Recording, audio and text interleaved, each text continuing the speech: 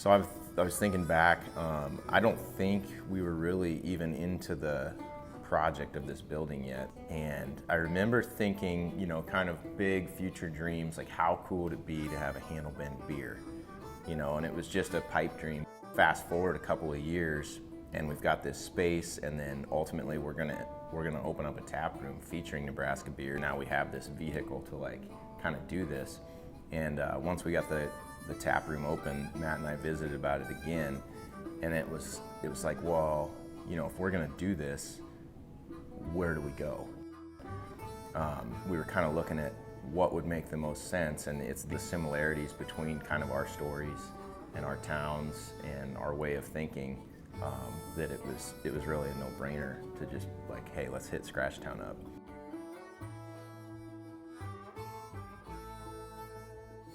We both take raw materials, and through what we do with our craft or our work, we transform them, and at the end, it's something that didn't exist before. You know, we get a product that wasn't there when we started working with those raw materials, and both products, your mugs and our beer, are products of enjoyment, products people have fun with.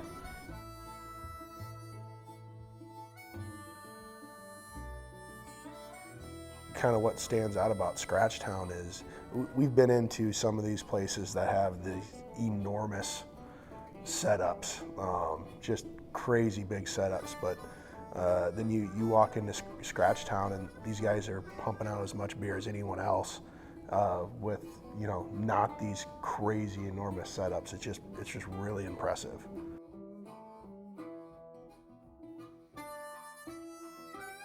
It's not about being the biggest in the state. It's about doing the best we can, still working with your hands.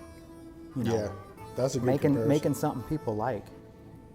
Well, not only that, we're both making something that brings folks together.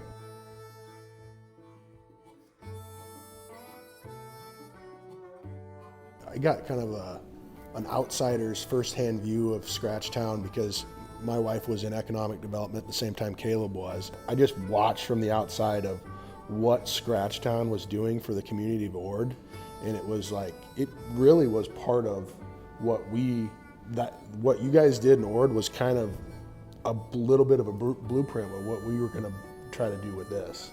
It's a new angle of entertainment and I love going to the bar, but it's not just the bar. There's a little bit different to it, especially with the multi-use space, how you guys set it up. You know, that it's not something that a lot of towns our size offer, and it's kind of neat that it's become, you know, like that draw for kids and families in our age group. This is a job, and I believe for you guys too, that when you see the end result of what you did, you see people having fun.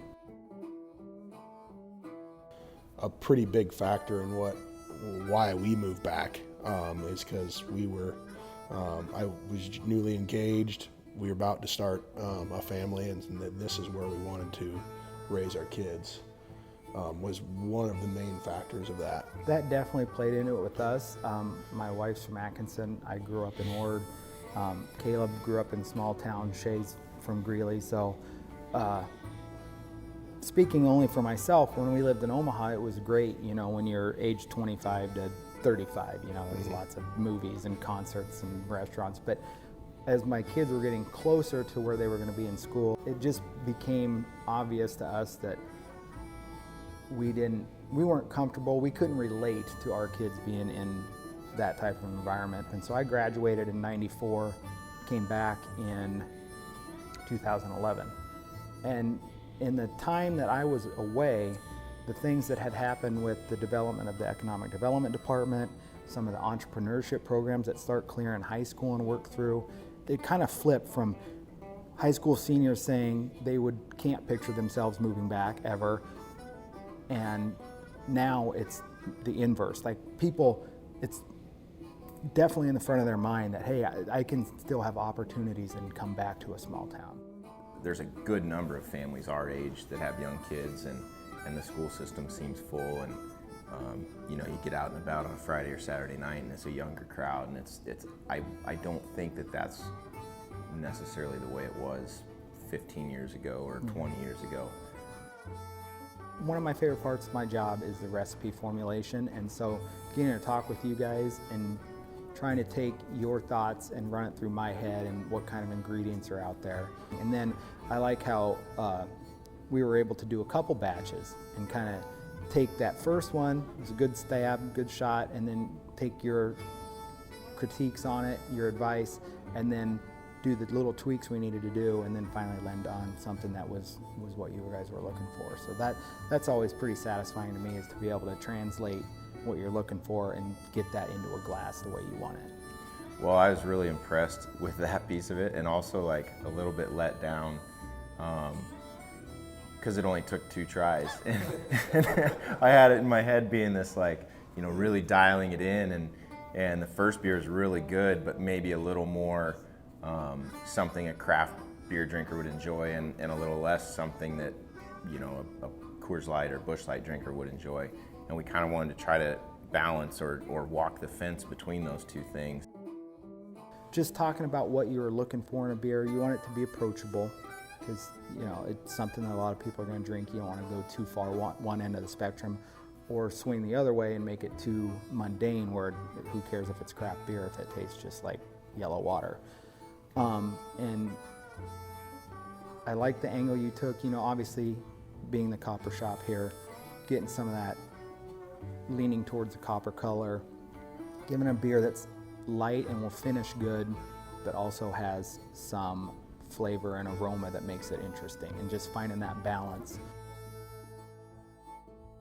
CopperShop Session Ale kind of stems from our roots, the name of the beer. Like, you know, when we started, it seemed like an event or 2 a year that were big shots in the arm for Handlebend when we were starting out, but it resulted in kind of a high pressure situation, like having to crank out large numbers of mugs in relatively short time.